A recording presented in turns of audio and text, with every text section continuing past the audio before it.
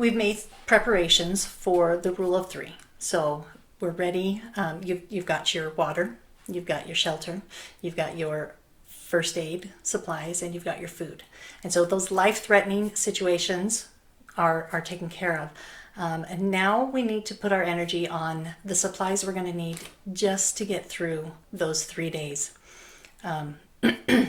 Some ideas of what to put in your kit to accommodate that. And the first thing, I've got here a bunch of Ziplocs of different categories of things that you might want to consider to put in your kit. And the first thing I want to talk about is probably should have been under shelter, because the shelter is to preserve your body heat, but you also need a way to produce heat to keep you warm in those conditions. And so some way to start a fire, whether that's a Bunsen burner, of course you've got matches, a butane lighter, whether it's dryer lint or a little candle, flint and steel, maybe even a magnifying glass, maybe a smaller version than this, but some way to create heat. You might want to carry fuel if it's a really compact, or if you have some way of doing that, but chances are you'll be able to find fuel. Another category would be lighting. And of course, the typical tool for lighting is just a flashlight. There's also light sticks and candles and lanterns and all kinds of things out there. So consider what type of supplies you want for lighting. In those 3 days, you're going to have to use the restroom. And if you're not at home and there's not a public facilities, you're going to have to make accommodations for that. And so you want to be prepared with something for that, like baby wipes, having some baby wipes, or toilet paper, always a plus. Garbage bags.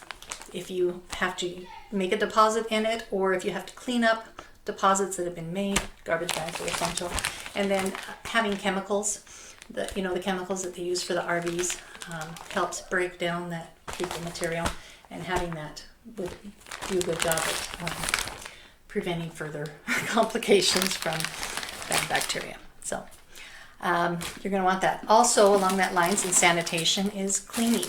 You're going to want to be able to clean. So whether it's paper towels, napkins, a washcloth, soaps, hand sanitizer, something like that to keep things clean, keep your surfaces clean, keep you clean.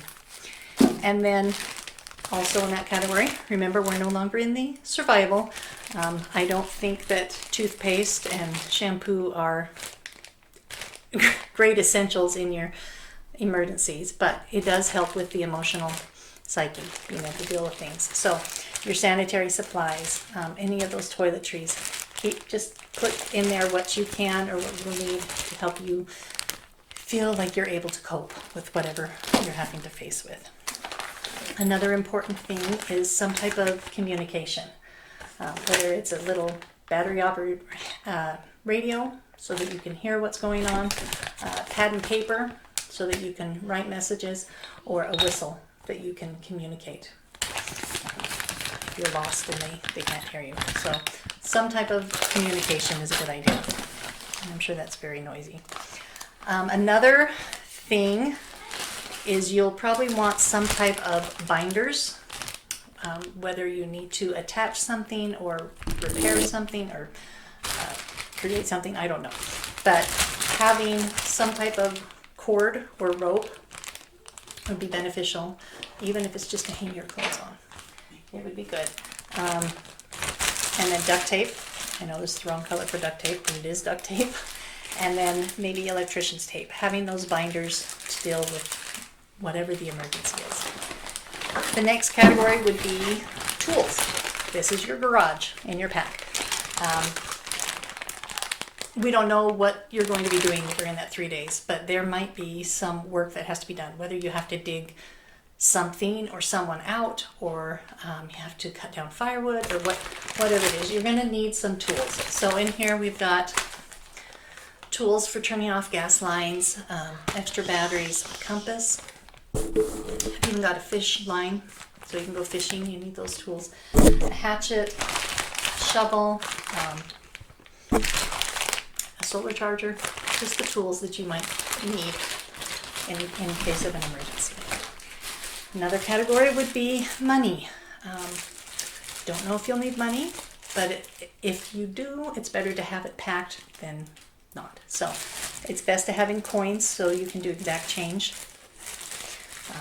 Because if all you have is a $100 bill, you're only buying one thing. So I've got a roll of quarters and several smaller bills for that purpose.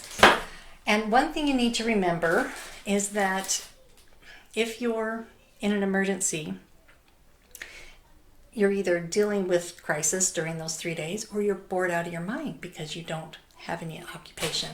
And so bringing some time consumers would be a good idea.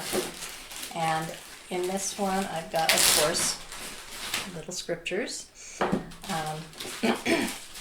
All kinds of study material. We've got first aid procedures and the backcountry skills. So that would be a good thing to study. Study the Constitution, field guides so that you can, I don't know, maybe look for edible plants. I don't know what you need. And of course, a deck of cards, something to keep you occupied. For kids, you might include puzzles or coloring books or something just to keep them focused and have something to do. And the last category I have is your family records. You don't know if you're going to have to be relocated or if your house burnt down and you don't have those records anymore. You want to have a copy in your kit so that you can access those if you need to. I have this, which has a selection of records, front and back. It's pedigree charts, patriarchal blessings, birth certificates, marriage certificates, social security cards, insurance information, and things like that. And sadly, as I was going through my kit, I discovered that I had already done this with a smaller version. So, it's embarrassing, but I did. And it also has a list of numbers, addresses, and people that you want to contact if there's an emergency so that you can communicate with them that you're okay or what your needs are. So that's an option. If you don't want to make those portable copies, just filling out just in case information and list all of that pertinent information that you need, the account numbers, the passwords, the insurance information, financial information, all of those information, even funeral arrangements. So just in case information. And of course, the easiest and most compact would be putting all that information on a thumb drive, pending there's access to a computer, but is definitely the smallest and easiest way to put in your kit. So that is probably some categories that you need to include just to get through the 3 days that is not life-threatening.